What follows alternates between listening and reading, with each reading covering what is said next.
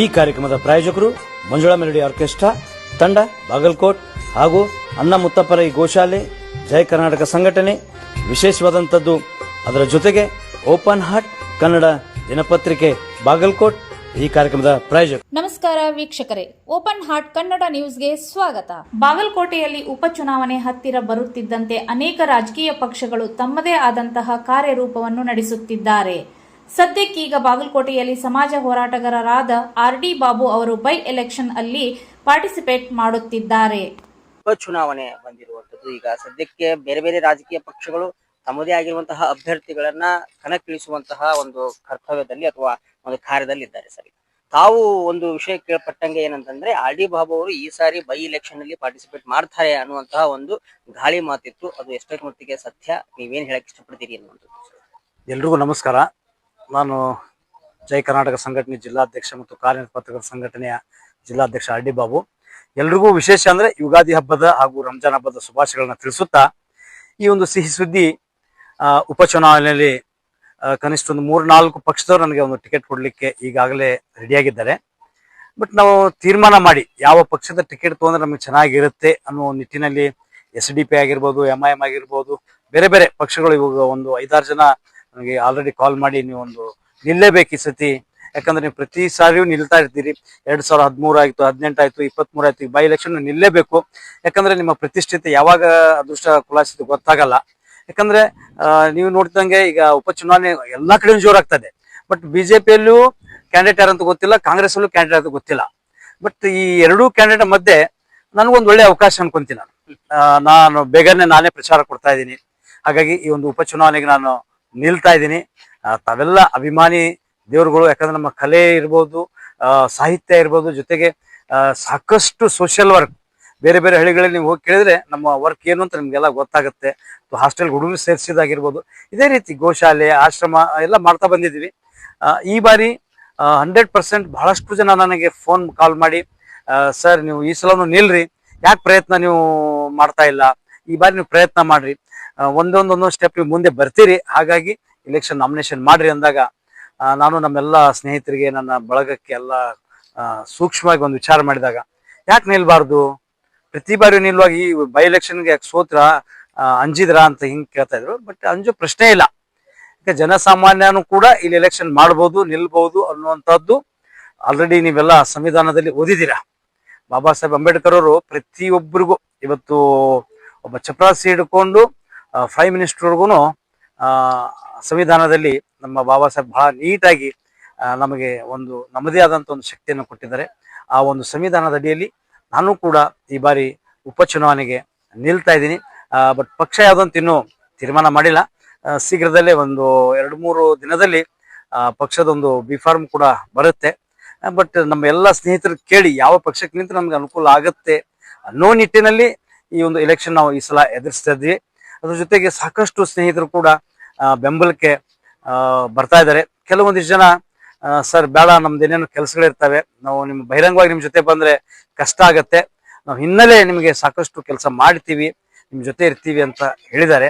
ಹಾಗಾಗಿ ಈ ಬಾರಿ ಎಲೆಕ್ಷನ್ ನೋಡೋಣ ಏನಾಗುತ್ತೆ, ಒಂದು ಆ ಫೈಟಲ್ಲಿ ನಾವು ಕೂಡ ಒಂದು ಕಣಕ್ಕಿಳಿಯೋಣ ಅನ್ನೋ ಒಂದು ನಿಟ್ಟಿನಲ್ಲಿ ಈ ಯುಗಾದಿ ಮತ್ತು ರಂಜಾನ್ ಹಬ್ಬದ ಒಂದು ಸಿಹಿ ಸುದ್ದಿ ನಿಮ್ಗೆ ಕೊಡ್ತಾ ಇದ್ದೀನಿ. ಸರಿ, ನೀವು ಬಿಜೆಪಿ ಮತ್ತು ಕಾಂಗ್ರೆಸ್ ಅಲ್ಲಿ ನಾವು ನೋಡ್ತಾ ಹೋದಾಗ ಎರಡೂ ಪಕ್ಷಗಳಲ್ಲಿ ಈ ಟಿಕೆಟ್ಗಾಗಿ ಪೈಪೋಟಿ ಇರುವಂತದ್ದು, ಅಂದ್ರೆ ಅವರವರಲ್ಲೇ ಮನಸ್ತಾಪಗಳಿದೆ. ಹೀಗಾಗಿ ಈ ಒಡಕಲಕ್ಕೆ ತಾವು ಏನ್ ಹೇಳಕ್ ಇಷ್ಟಪಡ್ತೀರಿ ಅನ್ನುವಂಥದ್ದು, ಅಥವಾ ಈ ನೀವು ಕಾಂಗ್ರೆಸ್ ಇಂದ ಸ್ಪರ್ಧೆ ಮಾಡುವಂತಹ ಏನಾದ್ರು ಸಿಚುವೇಶನ್ಸ್ ಗಳು ಅಂತ ಈ ತರ ಏನಾದ್ರು ಏನ್ ಹೇಳಕ್? ಸರಿ, ಏನಾಗಿದೆ ಅಂತಂದ್ರೆ ಜನರಿಗೆ ಕಣ್ಣಿಗೆ ಕಾಣೋದು ಕಾಂಗ್ರೆಸ್, ಬಿಜೆಪಿ. ಬಟ್ ಕಾಂಗ್ರೆಸ್ ಅಲ್ಲೂ ಮನೆ ಒಂದು 3 ಬಾಗಿಲು, ಬಿಜೆಪಿ ಅಲ್ಲೂ ಮನೆ ಒಂದು 3 ಬಾಗಿಲು. ಈ ನಿಟ್ಟಿನಲ್ಲಿ ಅವರು ಇದುವರೆಗೂ ಅಭ್ಯರ್ಥಿ ಯಾರು ಅಂತ ಬಿಜೆಪಿ ಅವರು ಕೊಟ್ಟಿಲ್ಲ, ಕಾಂಗ್ರೆಸ್ನವರು ಕೊಟ್ಟಿಲ್ಲ. ಬಟ್ ಅವ್ರಿಬ್ಬರ ಮುಂಚೆನೆ ನಾನು ಕೊಡ್ತಾ ಇದ್ದೀನಿ. ನಾನು ಈ ಬಾರಿ ಬಾಗಲಕೋಟೆ ಮತಕ್ಷೇತ್ರಕ್ಕೆ ಉಪಚುನಾವಣೆಗೆ ಬರ್ತಾ ಇದ್ದೀನಿ. ಬಟ್ ನನ್ನ ಪಕ್ಷ ಯಾವ್ದು ಅನ್ನೋದನ್ನ ಇನ್ನೊಂದ್ 2-3 ದಿನದಲ್ಲಿ ನಿಮ್ಗೆ ಹೇಳ್ತೀನಿ ನಾನು. ಯಾಕಂದ್ರೆ ಎಲ್ಲ ಸ್ನೇಹಿತರ ಜೊತೆ ಕೂತ್ಕೊಂಡು ಯಾವ್ದು ಸರಿ ಇದೆ, ಸಮಾಜಕ್ಕೆ ಯಾವ್ದು ಒಳ್ಳೇದಾಗತ್ತೆ, ಯಾವ್ದು ನಿಂತು ನಮ್ಗೆ ಚೆನ್ನಾಗಿರುತ್ತೆ ಅನ್ನೋ ನಿಟ್ಟಿನಲ್ಲಿ ನಾವೆಲ್ಲ ತೀರ್ಮಾನ ತಗೊಂಡು, ನಮ್ಮ ಸಂಘದ ಎಲ್ಲ ಪದಾಧಿಕಾರಿಗಳು, ನಮ್ಮ ಪತ್ರಕರ್ತರು, ಮಿತ್ರರು ಅವರೆಲ್ಲ ಕೇಳ್ಕೊಂಡು ಆ ಒಂದು ಯಾವ್ದು ದಾರಿ ಸರಿ ಇದೆ, ಯಾವ್ದು ದಾರಿಯಲ್ಲಿ ಹೋದ್ರೆ ಚೆನ್ನಾಗಿರುತ್ತೆ, ಯಾವ ದಾರಿಗೆ ನಮಗೆ ನಾವು ಸಮಾಜ ಸೇವೆ ಮಾಡ್ಲಿಕ್ಕೆ ಅನುಕೂಲ ಆಗುತ್ತೆ ಅನ್ನೋ ನಿಟ್ಟಿನಲ್ಲಿ ಈ ಒಂದು ಸ್ಥಗಿತವಾಗಿಟ್ಟಿದ್ದೀವಿ. ಯಾವ ಪಕ್ಷ ಅಂತ ಇನ್ನೂ ತೀರ್ಮಾನ ಆಗಿಲ್ಲ. ಅದೇ ಸರ್, ಮುಖ್ಯವಾಗಿ ಬಾಗಲಕೋಟೆಯಲ್ಲಿ ನಾವು ನೋಡ್ತಾ ಬಂದಾಗ ಅನೇಕ ಸಮಸ್ಯೆಗಳನ್ನ ಹೇಳ್ತಾರೆ. ಈ ಮುಳುಗಡೆ ಸಮಸ್ಯೆಗಳಾಗಿರ್ಬೋದು, ಅಂದ್ರೆ ಕೃಷ್ಣಾ ಮೇಲ್ದಂಡೆ ಯೋಜನೆ ಏನಿದೆ ಆ ಒಂದು ಸಮಸ್ಯೆಗಳು, ಇನ್ನು ಹಲವಾರು ಸಮಸ್ಯೆಗಳು ಬಾಗಲಕೋಟೆಯಲ್ಲಿ ತಾವು ಕಂಡುಕೊಂಡಂತೆ ಒಂದೆಷ್ಟು ಸಮಸ್ಯೆಗಳನ್ನ ಯಾವ್ಯಾವ ರೀತಿ ಬಗೆಹರಿಸಬಹುದು ಅಥವಾ ಏನಾದ್ರು ಸರ್ ಅನಾಲಿಸಿಸ್ ಮಾಡೋದಾದ್ರೆ? ಸರ್, ಬಹಳ ಈಸಿ ಇದೆ. ನಾವು ಯಾವುದೇ ಕೆಲಸ ಮನಸ್ಸಿಂದ ಇವತ್ತು ನಾವು ಮಾಡೇ ಮಾಡ್ತೀವಿ, ಆ ಕೆಲಸ ಆಗಲೇಬೇಕು ಅಂತ ನಾವು ಮನೆಯಿಂದ ಹೊರಟ್ರೆ 100% ಆಗುತ್ತೆ. ಸಣ್ಣ ಉದಾಹರಣೆ ನಿಮ್ಗೆ ಹೇಳ್ತೀನಿ. ಈ ಗುಳೇದಗುಡ್ಡ ಹತ್ರ ಪರ್ವತಿ ಗ್ರಾಮ, 20 ವರ್ಷದಿಂದ ಅಲ್ಲಿ ಗಟಾರು ಇರ್ಲಿಲ್ಲ, ನೀರ್ ಕೊಡ್ತಿರ್ಲಿಲ್ಲ, ರಸ್ತೆ ಇರ್ಲಿಲ್ಲ, ಕರೆಂಟ್ ಇರ್ಲಿಲ್ಲ. ಅವರು ಅಲ್ಲಿರೋ ಜನ ಎಲ್ಲ ಬಂದು ನಮ್ಮ ಸಂಘಟನೆ, ಜಯಕರ್ನಾಟಕ ಸಂಘಟನೆ ಬಂದು, ಸರ್ ಈ ತರ ಪರಿಸ್ಥಿತಿ ಇದೆ, ನೀವು ನಮ್ಗೆ ಸಪೋರ್ಟ್ ಮಾಡಿ ಚೆನ್ನಾಗಿರುತ್ತೆ ಅಂತ ಅಂದಾಗ ನಾನು ಅಲ್ಲಿ ಹೋಗಿ ನೋಡಿದೆ. ಆ ಪರಿಸ್ಥಿತಿ ನೋಡಿದಾಗ ಬಹಳ ಒಂಥರ ಏನೋ ಕೆಟ್ಟ ಇದು ಬಂತು. ಏನಪ್ಪಾ, ನಾವು ಇನ್ನೂ 1947 ಇದ್ದೀವಿ, ಚುಮ್ಮಿ ಹಚ್ತೀವಿ, ಚರಂಡಿ ಸರಿ ಇಲ್ಲ, ರೋಡ್ ಇಲ್ಲ, ಕರೆಂಟ್ ಇಲ್ಲ, ಹೆಂಗಿದು ಎಲ್ಲ ಅಂತ ಅನ್ಕೊಂಡಾಗ ಅವರೆಲ್ಲ ಬಂದು ನನ್ನ ಜೊತೆಗೆ ನಿಂತರು. ನಾನು ಅದನ್ನ ತಗೊಂಡು DC ಆಫೀಸ್ಗೆ, CS ಅವರಿಗೆ ಭೇಟಿಯಾಗಿ, ಸರ್ ಈ ತರ ಹಿಂಗಿದೆ. ಒಂದ್ 2-3 ತಿಂಗಳ ಹೋರಾಟದಲ್ಲಿ ಅವ್ರು ಇವತ್ತು ಒಳ್ಳೆ ಬೆಳಕಲ್ಲಿದ್ದಾರೆ, ರಸ್ತೆಯಲ್ಲಿದ್ದಾರೆ, ಚರಂಡಿ ಇದೆ, ನೀರ್ ಬರ್ತಾ ಇದೆ. ಇಲ್ಲೇನಂದ್ರೆ ಮಾಡೋ ಮನಸ್ಸು ಕರೆಕ್ಟ್ ಆಗಿರ್ಬೇಕು, ಇಚ್ಛಾಶಕ್ತಿ ಬೇಕು. ನಾವು ಮಾಡ್ತೀವಿ ಅಂತಂದಾಗ 100% ಅದು ನಮಗೆ ವರ್ಕೌಟ್ ಆಗುತ್ತೆ. ಅದೇ ತರ ಸಾಕಷ್ಟು ಹಳ್ಳಿಗಳಲ್ಲಿ ನಾವು ಮಾಡಿದೀವಿ. ನಾನು ಮಾಡ್ತೀನಿ, ಹೋಗು ನೋಡೋಣ ಮಾಡೋಣ ಅಂದ್ರೆ ಏನೂ ಕೆಲಸ ಆಗಲ್ಲ. ಮನಸಾರೆ ನಾನು ಮಾಡೇ ಮಾಡ್ತೀನಿ ಅನ್ನುವಂಥದ್ದು ಪ್ರತಿಜ್ಞೆ ನನ್ನಲ್ಲಿ ಇರಬೇಕು. ನಾನು ಮಾಡಬೇಕು, ಮನಸ್ಸು ಕ್ಲೀನ್ ಆಗಿ ಇಟ್ಕೊಂಡು ಮಾಡಿದಾಗ ಅದು ಸಕ್ಸಸ್ ಆಗ್ತೀವಿ 100% ಅಂತ ಹೇಳಕ್ಕೆ ಇಷ್ಟಪಡ್ತೀನಿ. ಸರ್, ಇನ್ನು ನಾಳೆ ಸಿದ್ದರಾಮಯ್ಯನವರು ಬರ್ತಿದ್ದಾರೆ ಅಂತಂದ್ರೆ ವೈದ್ಯಕೀಯ ಕಾಲೇಜು, ಸರ್ಕಾರಿ ವೈದ್ಯಕೀಯ ಕಾಲೇಜು ಅದರ ಅಡಿಗಲ್ಲು ನಾಳೆ ಸ್ಥಾಪನೆ ಆಗುವಂತೆ. ಸರ್, ತಾವು ತಮ್ಮ ಜಯ ಕರ್ನಾಟಕ ಸಂಘಟನೆಯಿಂದ ಅನೇಕ ಹೋರಾಟಗಳನ್ನ ಮಾಡಿದ್ರಿ. ಹಾಗೆ ಚಪ್ಪಲಿ ಅಥವಾ ಈ ಶೂ ಅನ್ನ ಪಾಲಿಸ್ ಮಾಡುವಂತಹ ನಿಟ್ಟಿನಲ್ಲಿ ಅಲ್ಲಿ ಸಹ ತಾವು ಪಾರ್ಟಿಸಿಪೇಟ್ ಮಾಡಿದ್ರಿ. ಸರ್, ಏನು ಆ ಅನುಭವನ ಹಂಚ್ಕೊಳ್ಳೋದಾದ್ರೆ? ಸರ್, ಏನಾಗಿದೆ, ನಾವ್ ಏನೇ ಬೇಡ್ಕೋಬೇಕು ಅಂದ್ರೆ ನಮ್ಗೆ ಇವತ್ತು ನೋಡ್ರಿ, ವಾರ್ ಆಗ್ತಾ ಇದೆ, ಅಲ್ಲಿ ಆಗ್ತಿದ್ರೆ ಇನ್ನೂ ಸಿಲಿಂಡರ್ ಇಲ್ಲಿ ಇನ್ನೂ ಸ್ಟಾಕ್ ಇದೆ ಅಂತ ಕೇಂದ್ರದಲ್ಲಿ ಹೇಳ್ತಾರೆ. ರಾಜ್ಯ ಸರ್ಕಾರ ಎಲ್ಲಾ ಕಡೆ ಖಾಲಿ ಅಂತ ತೋರಿಸ್ತಾರೆ. ಈ ರಾಜಕೀಯ ತಿಕ್ಕಾಟದಲ್ಲಿ ಸಾಯೋರು ಜನಸಾಮಾನ್ಯರು.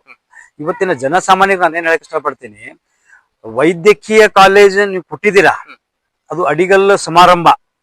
ನನಗನ್ಸುತ್ತೆ ನೀವು ಮೇಟಿ ಸಾಹೇಬರಿದ್ದಾಗ ಕೊಟ್ಟಿದ್ರೆ ಅವ್ರ ಹೆಸರಾದ್ರೂ ಇರ್ತಿತ್ತಲ್ಲಿ.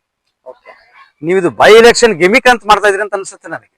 ಬೈ ಎಲೆಕ್ಷನ್ ಬಂತು, ಆ ಗಿಮಿಕ್ ಆಗಿ ಕಾಂಗ್ರೆಸ್ ಅವ್ರು ಮೆಡಿಕಲ್ ಕಾಲೇಜ್ ಮಾಡಿದ್ರು ಅನ್ನುವಂತ ಒಂದು ಪ್ರತಿಷ್ಠೆ ತಗೊಳಕ್ಕೆ ನೀವು ಅಡಿಗಲ್ ಸಮಾರಂಭ ಮಾಡ್ತಾ ಇದ್ದೀರಾ. ಯಾಕೆ ಎಲೆಕ್ಷನ್ ಆದ್ಮ್ಯಾಗ ಮಾಡಿದ್ರು ಒಬ್ಬ MLA ಹೆಸರು ಅದ್ರಲ್ಲಿ ಕೂತ್ಕೋತಿತ್ತಲ್ಲ ಅಲ್ವಾ? ನಾನು ಹೇಳೋದು, ಸರ್ಕಾರ ಇದೆ, ನೀವೆಲ್ಲ ಮಾಡ್ತಾ ಇದ್ರಿ, ನಮ್ಮ ಬಾಗಲಕೋಟೆ ಒಳ್ಳೇದಾಗಿದೆ, ಒಳ್ಳೆ ಸೇವೆನೇ ಕೊಟ್ಟಿದ್ರಿ ಸಿದ್ದರಾಮಯ್ಯ ಅವರೇ. ಬಟ್ HY ಮೇಟಿ ಸಾಹೇಬ್ರು ಇದ್ದಾಗ ಮಾಡಿದ್ರೆ ಅವ್ರ ಹೆಸರು ಶಾಶ್ವತವಾಗಿ ಒಂದು ಕಲ್ ಮೇಲೆ ಇರ್ತಿತ್ತು ಅನ್ನುವಂತ ಒಂದು ನಮ್ಮ ಮನಸ್ಸು ಹೇಳ್ತಾ ಇದೆ.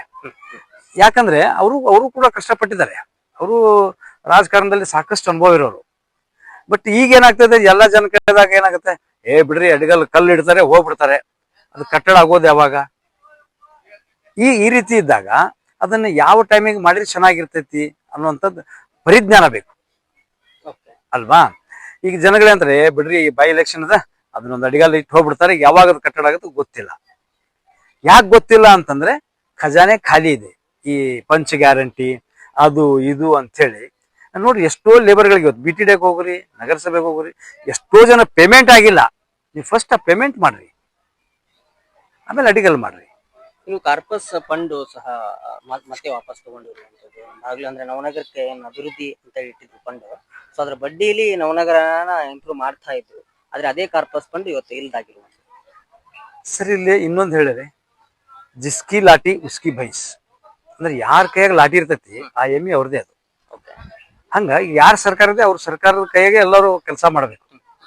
ಹಾಗಾಗಿ ಇವತ್ತೇನು ಪರಿಸ್ಥಿತಿ ಏನಾಗಿದೆ ಅಂದ್ರೆ, ನೀವು ಕೆಲಸ ಬಿಟ್ಟು ಹೋಗ್ತೀನಿ ಅಂದ್ರೂ ಉಪವಾಸ ಇರ್ಬೇಕು. ಯಾಕೆ ಬೇರೆ ಬೇರೆ ಬಿಸ್ನೆಸ್ ಇಲ್ಲ ಬಾಗಲಕೋಟೆಯಲ್ಲಿ, ಬೇರೆ ಬೇರೆ ಫ್ಯಾಕ್ಟ್ರಿಗಳಿಲ್ಲ. ನೀವು 4 ತಿಂಗಳು ಬಿಟ್ಟು ದುಡ್ಡು ಕೊಡ್ತೀನಿ ಅಂದ್ರು ಬೇರೆ ಕಡೆ ಬಡ್ಡಿ ಸಾಲ ತಂದಾದ್ರೂ ನೀವು ಜೀವನ ನಡೆಸ್ಬೇಕು. ಯಾಕೆ ಅದು ಬರುತ್ತೆ ಅನ್ನೋ ಒಂದು ಆಸೆಗೆ. ಏನ್ ಹೇಳಿ, 6 ತಿಂಗಳು ಬಂದ 1 ವರ್ಷಕ್ಕಾದ್ರೂ ಬಂದಿತ್ತಲ್ಲ ಅನ್ನುವಂತ ನಿಟ್ಟಿನಲ್ಲಿ ಇವತ್ತು ಎಷ್ಟೋ ಏನಂದ್ರೆ ಮೀಡಿಯೇಟರ್ಸ್, ನಾನು ಹೇಳ್ತಾ ಇರೋದು ಗುತ್ತಿಗೆದಾರರು. ಇವತ್ತು ಗುತ್ತಿಗೆದಾರರಿಗೆ ನೀವು ದುಡ್ಡು ಕೊಟ್ರೆ ಆ ಗುತ್ತಿಗೆದಾರರು ಕೆಲಸಗಾರರಿಗೆ ದುಡ್ಡು ಕೊಡ್ತಾರೆ. ಇವತ್ತು ಗುತ್ತಿಗೆದಾರರು ಏನಂತ ಇದಾರೆ ಅಂದ್ರೆ, ಸರ್ ನಾವ್ ಯಾಕಾರ ಟೆಂಟ್ ಹಾಕಿದೀವಿ, ಯಾಕಾರ ಹಿಡಿದಿದೀವಿ, ಇವತ್ತು ನಮ್ಮನೆ ನಡೆಯೋದು ಕೂಡ ಕಷ್ಟ ಆಗಿದೆ, ನಾವು ಬಡ್ಡಿ ಸಾಲ ತಗೊಂಡು ಕೆಲಸ ಸ್ಟಾರ್ಟ್ ಮಾಡಿದ್ವಿ, ಅದ್ರ ಫಂಡ್ ಸಹಿತ ರಿಲೀಸ್ ಆಗ್ತಾ ಇಲ್ಲ ಅನ್ನೋ ನಿಟ್ಟಿನಲ್ಲಿದ್ದಾಗ ನೀವು ಏನ್ ಮಾಡಿದ್ರಿ ಏನಿದೆ ಹೇಳ್ರಿ. ಸರ್ ಬಾಗಲಕೋಟೆ ಸುತ್ತಮುತ್ತ ಅಥವಾ ಬಾಗಲಕೋಟೆಯಲ್ಲಿ ಅನೇಕ ಕಟ್ಟಡಗಳು ಹಂಗೆ ಬಿದ್ದಿರುವಂತದ್ದು. ಉದಾಹರಣೆಗೆ ಈ ನವನಗರ ಬಸ್ ಸ್ಟಾಪ್ ಅಲ್ಲಿ ನಾವು ನೋಡ್ತಾ ಇದ್ವಿ, ಅಲ್ಲಿ ಒಂದು ಕಟ್ಟಡ ಅಥವಾ ಅಲ್ಲಿ ಇರ್ತಕ್ಕಂತ ಮುಂದ್ ರಸ್ತೆಗಳು ನೋಡ್ಬೋದು ಯಾವ ತರ ವಾಹನಗಳು ಹತ್ತಿ ಹಿಡಿತಾವೆ ಅನ್ನುವಂಥದ್ದು. ಅನೇಕ ವಸ್ತುಗಳು ಇದೇ ತರ ಇರುವಂತದ್ದು. ಸರ್ ಇಲ್ಲಿ ಇನ್ನೊಂದು ಏನ್ ವಿಷಯ ಬರುತ್ತೆ ಅಂತಂದ್ರೆ, ಯಾವುದೇ ಒಂದು ಕಟ್ಟಡ ಪ್ರಾರಂಭ ಮಾಡ್ಬೇಕಾದ್ರೆ ಫಸ್ಟ್ ಗಮನದಲ್ಲಿ ಏನ್ ಇಟ್ಕೋಬೇಕಂದ್ರೆ, ಇದನ್ನ ನಾವು ಪ್ರಾರಂಭ ಮಾಡಿ ಇದು ಜಾರಿಗೆ ತರ್ತೀವ ಅನ್ನೋದನ್ನ ಫಸ್ಟ್ ಇಟ್ಕೋಬೇಕು. ತಕ್ಕಂತ ದುಡ್ಡು ಜಾರಿ ಮಾಡೋದು. ಎಕ್ಸಾಂಪಲ್ ಇದು ನಮ್ಮ ಗಾರ್ಡನ್ ಪಕ್ಕದಲ್ಲೇ ಒಂದು ಅಕ್ಕ ಇದೇನು ಒಂದು ಬಿಲ್ಡಿಂಗ್ ಇತ್ತು. ನಾನು ನನ್ನ ಪತ್ರಿಕೆಯಲ್ಲಿ ಒಂದು ವರದಿ ಮಾಡಿದೆ. ಅದು ಕಟ್ಟಡ ಮಾಡಿ ಸುಮಾರು ಒಂದು 5 ರಿಂದ 10 ವರ್ಷ ಆಗಿತ್ತು. ಅದು ಲಾಕೇ ಇತ್ತು. ನನ್ಗೆ ಯಾರೊಬ್ರು ಬಂದ್ ಹೇಳಿದ್ರು, ನೋಡ್ರಿ ಕಟ್ಟಡ ಹಂಗೆ ಇದೆ ಅಂತ. ನಾನು ಅಲ್ಲಿ ಹೋಗಿ ನೋಡಿದೆ, ಎಲ್ಲ ಎಣ್ಣೆ ಬಾಟ್ಲು, ಸಿಗರೇಟು, ಕಾಂಡೋಮು ಅವೆಲ್ಲ ಬಿದ್ದಿದ್ದು. ಅದನ್ನೆಲ್ಲ ಇಟ್ಕೊಂಡು ವಿಡಿಯೋ ಮಾಡಿ ನಾನು DC ಅವರಿಗೆ ಮತ್ತು ನನ್ನ ಚಾನಲಲ್ಲಿ, ನನ್ನ ಪತ್ರಿಕೆಯಲ್ಲಿ ಅದನ್ನು ಹಾಕಿದಾಗ ಒಂದು 15 ಡೇಸಲ್ಲಿ ಅದು ಓಪನ್ ಆಯ್ತು. ಏನ್ ಹೇಳಿ, ಅದನ್ನ ಜಾಗೃತಿ ಮೂಡಿಸೋರು ಬೇಕು. ಇವತ್ತು ಸರ್ಕಾರದವ್ರು ಏನ್ ಮಾಡಿದ್ರು, ಎಲ್ಲಿ ಯಾವ ಬಿಲ್ಡಿಂಗ್ ಕಟ್ಟಾರ, ಎಲ್ಲಿ ಬಿಟ್ಟಾರ ಅನ್ನೋದು ಯಾರಿಗೂ ಗೊತ್ತಿಲ್ಲ. ಆ ಬಿಲ್ಡಿಂಗ್ಗಳ ಮುಂದೆ ಯೂಸ್ ಆಗ್ತಾವ ಅನ್ನೋದು ಸಹಿತ ಅವ್ರಿಗೆ ಗೊತ್ತಿಲ್ಲ. ಅಂತ ಸರ್ಕಾರಿ ಕಟ್ಟಡಗಳು ನವನಗರದಲ್ಲಿ ಸಾಕಷ್ಟು ಖಾಲಿ ಬಿದ್ದಾವ. ಹಾಗಾಗಿ ಏನಾಗಿದೆ ಹೇಳ್ರಿ, ಸರ್ಕಾರ ಖಜಾನೆ ಖಾಲಿ ಆಗತ್ತೆ. ಸುಮ್ನೆ ಕಟ್ಟೋದು ಬಿಟ್ಬಿಡುದು. ಈಗ ನೀವು ಆಮೇಲೆ ಇದಕ್ಕೆ ಹೋಗ್ತೀರಿ, ಕಮ್ಮತ್ತಿಗೆ ಹೋಗ್ಬೇಕಾರೆ ಸುಮಾರು ಒಂದು 50 ರಿಂದ 100 ಮನೆ ಕಾಣ್ತಾವ. ಎಷ್ಟು ವರ್ಷ ಆಯ್ತು ಕಟ್ಟದ್ದು? ಆ ಮನೆಗಳಿಗೆ ಯಾರು ಇದಾರ? ಹಾಳಾಗಿ ಹೋಯ್ತದೆಲ್ಲ. ಮೂರ್ನಾಳ್ ಇದಕ್ಕೆ ಹೋಗ್ರಿ ನೀವು, ಪುನರ್ವಸತಿ ಕೇಂದ್ರಕ್ಕೆ ಹೋದಾಗ ಅಲ್ಲೂ ಕೂಡ ಸಾಕಷ್ಟು ಬಿಲ್ಡಿಂಗ್ ಕಟ್ಟಿದ್ರು. ಕಿಟಕಿ ಹೊಡೆದ್ರು, ಅದ್ರ ಬಾಗಿಲುಗಳು ತಗೊಂಡ್ ಹೋದ್ರು. ಅದು ಸರ್ಕಾರ ದುಡ್ಡ ಲಾಸ್ ಆಗುತ್ತಲ್ಲ. ಈ ತರದ್ದು ನಮ್ಮ ಜಿಲ್ಲೆಯಲ್ಲಿ ಸಾಕಷ್ಟಿದೆ. ಹಾಗಾಗಿ ನಾವು ಸರ್ಕಾರಕ್ಕೆ ಏನ್ ಹೇಳ್ತಾ ಇದ್ದೀವಿ ಅಂದ್ರೆ, ಯಾವುದೇ ಬಿಲ್ಡಿಂಗ್ ಕಟ್ಟಬೇಕಾಗಿದ್ರೆ, ಏನೇ ಒಂದ್ ಕೆಲಸ ಮಾಡ್ಬೇಕಾಗಿದ್ರೆ ಅದು ಸಂಪೂರ್ಣ ಆಗತ್ತಾ, ಅದನ್ನ ಉದ್ಘಾಟನೆ ಮಾಡ್ತೀವಿ ಅನ್ನೋ ನಿಟ್ಟಿನಲ್ಲಿ ಇಟ್ಟು ಮಾಡಿದ್ರೆ ಅದು ಸಕ್ಸಸ್ ಆಗತ್ತೆ. ಇಲ್ಲ ಅದನ್ನೊಂದು ಅನೌನ್ಸ್ ಮಾಡೋಣ, ಅದ್ರ ಫಂಡ್ ನನಗರ್ಧ ನಿನಗರ್ಧ, ಇನ್ನು ಮಿಕ್ಕಿದ ಒಂದ್ ಸ್ವಲ್ಪ ಕೊಟ್ಟು ಲಾಕ್ ಹಾಕಿ ಹೋಗೋದಲ್ಲ. ಇಷ್ಟೇ ಸರ್ ಹೇಳಿ. Okay sir. ಇನ್ನು ಕೊನೆಯದಾಗಿ ನಾವು ಆದಷ್ಟು ಬೇಗ ಒಂದು ಅನೌನ್ಸ್ಮೆಂಟ್ ಮಾಡ್ತೀರಿ ಅನ್ನುವಂಥದ್ದು. ಸೊ ಅದ್ರ ಬಗ್ಗೆ ಹೇಳಿ ಸರ್, ಯಾವ ತರ, ಯಾವ ಪಕ್ಷ ಅನ್ನುವಂಥದ್ದು? ಸರ್ ಈಗ ಅದೇ ನಾನು ಹೇಳಿದೆ, ನಮ್ಮ ಪಕ್ಷ ಇನ್ನೂ ನಾವ್ ಯಾವ್ದೋ ಒಂದು ತೀರ್ಮಾನ ಮಾಡಿಲ್ಲ. ನಮ್ಮೆಲ್ಲ ಸ್ನೇಹಿತರು, ನಮ್ಮ ಕುಲ ಬಾಂಧವರು ಒಂದಿಷ್ಟು ಜನ ಸೇರ್ಕೊಂಡು ಈಗ ಬೈ ಎಲೆಕ್ಷನ್ ನಿಂದಿರ್ಬೇಕು ಅಂತಂದಾಗ ಖುಷಿ ಆಯ್ತು ನನಗೆ. ಮೊದ್ಲೇನಾಗಿತ್ತು, ಬೈ ಎಲೆಕ್ಷನ್ ಬಿಡಿ ಇನ್ನೊಂದ್ 2 ವರ್ಷಕ್ಕೆ ಮತ್ತೆ ಎಲೆಕ್ಷನ್ ಬರುತ್ತೆ ಅನ್ಕೊಂಡಿದ್ದೆ. ಬಟ್ ಎಲ್ಲರೂ ಏನಂದ್ರು, ಇಲ್ಲ ಬೈ ಎಲೆಕ್ಷನ್ ನಿಲ್ಲಲೇಬೇಕು ಅಂದಾಗ ಅದಕ್ಕೆ SDPIನೂ ಮಾತಾಡಿದ್ದಾರೆ, MIM ದವ್ರು ಮಾತಾಡಿದ್ದಾರೆ, ಬೇರೆ ಬೇರೆ ಒಂದು 8-10 ಪಕ್ಷದವರು. ಈಗ 6 ಜನಕ್ಕೆ ಇದಕ್ ಬಂದಿದ್ದಾರೆ, ಇನ್ನು 4 ಜನ ಪೆಂಡಿಂಗ್ ಅಲ್ಲಿ ಇದ್ದಾರೆ. ಸರ್ ನಮ್ದು ಟಿಕೆಟ್ ಕೊಡ್ತೀವಿ, ನಿಮ್ಗೆ ಟಿಕೆಟ್ ಕೊಡ್ತೀವಿ ಅಂತ. ಬಟ್ ನಮ್ಮೆಲ್ಲಾ ಜನ ಸೇರಿ ಯಾವ್ದಕ್ಕೆ ಹೇಳ್ತಾರೆ ಅದನ್ನ ತಗೊಂಡ್ ನಿಂತ್ರೆ ಒಳ್ಳೇದಾಗತ್ತೆ ಅನ್ನುವಂತ ನಿಟ್ಟಿನಲ್ಲಿ ಬಂದಿರ್ತಾರೆ.